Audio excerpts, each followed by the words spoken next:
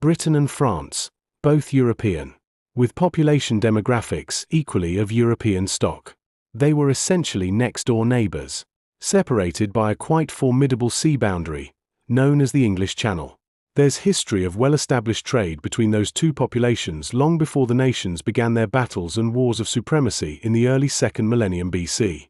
So, what was the problem? First, perhaps, might have been the question of their geography. Separated so by that quite formidable body of water, there would probably have been the odd case of intermarriage among the two peoples. Yet the nations would have been essentially growing and developing distinctly. It would have been mainly traders who often crossed over to the other side and met others in the line of commerce. The great generality of the populations and cultures would have stayed apart. And Britain had an essentially different language from the French. In that sense too, Britain and France represented two different nations, with two different cultural logics or worldviews, each believing theirs was the legitimate standard, and so, they decided in effect, to fight it out. For nearly 1,000 years, France and Britain were bitter enemies. They fought brutal wars, invaded each other, and shaped the fate of Europe through rivalry and bloodshed. So how did these historic enemies finally become allies? And what changed after centuries of conflict? This is the story of how the French and the British finally made peace. For centuries, conflict between France and Britain was almost constant.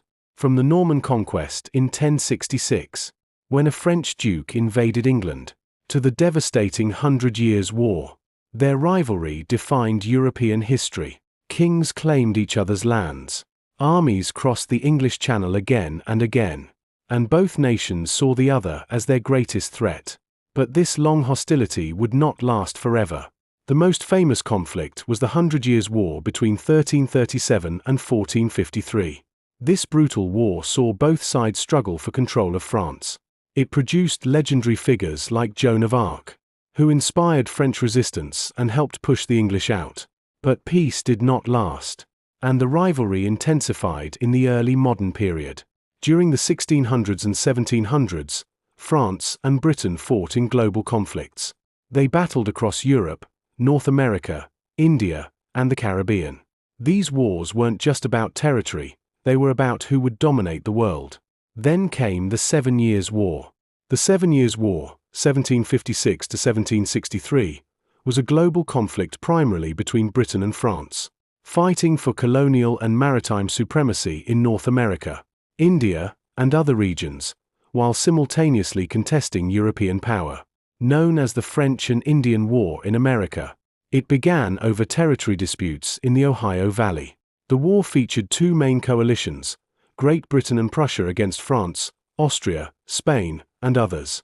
While it was a European war, it was fought across 5 continents, including North America, Europe, Africa, and Asia.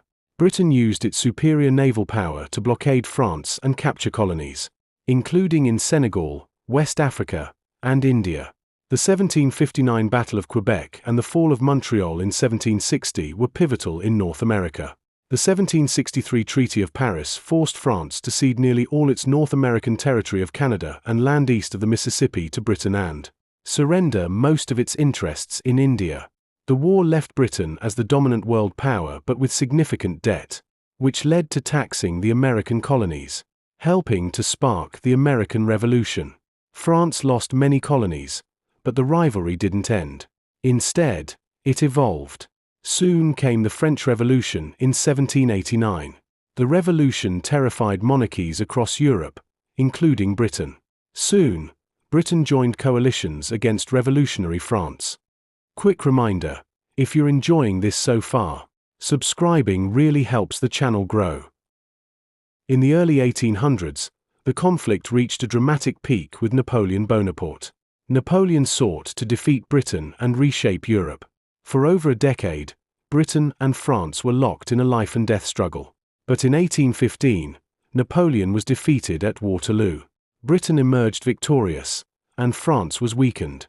After this, both nations slowly began to realize something important. Constant war was exhausting and dangerous. The 19th century brought major changes: industrialization, global trade, and growing empires shifted priorities. Instead of fighting each other, both countries focused on expanding overseas. At times, tensions remained, but outright war became less appealing. The real turning point came at the start of the 20th century. In 1904, France and Britain signed the Entente Cordiale, a series of agreements that resolved many colonial disputes. This was not a full military alliance, but it marked a historic shift. For the first time in centuries, the two powers were moving toward cooperation rather than confrontation. Why? Because a new threat was rising: Germany. When World War I began in 1914, France and Britain stood side by side. Their old rivalry was replaced by a shared goal: stopping German expansion. British soldiers fought and died defending France. French troops defended the Western Front. The experience created deep military and political ties. By the end of the war, the old hostility had been replaced with partnership. This bond was strengthened during World War II. Even after France fell to Nazi Germany in 1940, Britain continued the fight. French resistance fighters and the Free French forces later joined the Allied victory. After the war, both countries became founding members of NATO and worked together in building a more stable Europe. Their relationship transformed from rivalry to cooperation. Today, France and Britain still disagree on many issues, but the centuries of war between them are over. Their story shows that even the fiercest enemies can become partners when the world changes. From medieval battles to modern alliances, the journey from rivalry to peace reshaped Europe and the world. If you enjoyed this video, don't forget to like, subscribe, and let me know in the comments. Which historic rivalry should we explore next?